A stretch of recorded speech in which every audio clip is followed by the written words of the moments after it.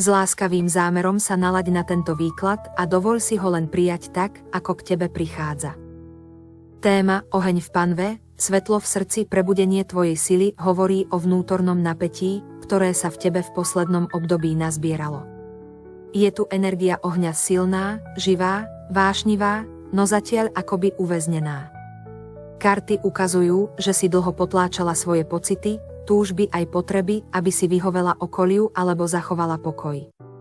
Vnútri sa však hromadil tlak, ktorý teraz volá po uvoľnení. Oheň v panve symbolizuje emócie, ktoré už nechcú byť ignorované: hnev, smútok, vášeň aj túžbu po pravde. Nie sú tu preto, aby ti ublížili, ale aby ťa prebudili. Objavuje sa energia konfliktu a vnútorného boja. Možno máš pocit, že si rozpoltená medzi tým, čo cítiš, a tým, čo by sa malo. Táto karta však neprináša odsúdenie, ale uvedomenie: tvoje pocity sú oprávnené. Je čas prestať proti sebe bojovať a namiesto toho sa k sebe obrátiť s porozumením. To, čo vnímaš ako chaos alebo napätie, je v skutočnosti proces očisty. Staré presvedčenia, vzorce a potlačené emócie sa uvoľňujú, aby mohlo vzniknúť niečo pravdivejšie. Do výkladu vstupuje jemná, liečivá energia nevinnosti a čistoty srdca. Pripomína ti, že v hĺbke duše si stále čistá, láskavá a hodná lásky bez ohľadu na minulé chyby či pochybnosti. Svetlo v srdci sa znovu rozsvieti vtedy, keď si dovolíš veriť sebe a svojej vnútornej pravde.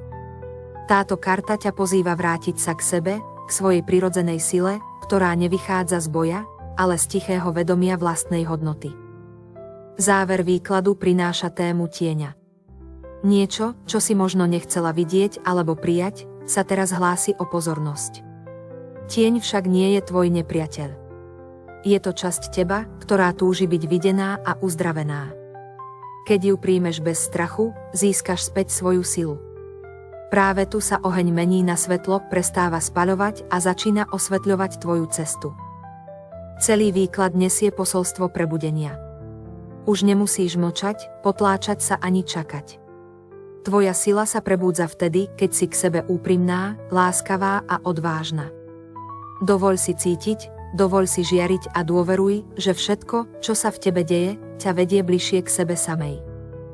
S láskou, Kika.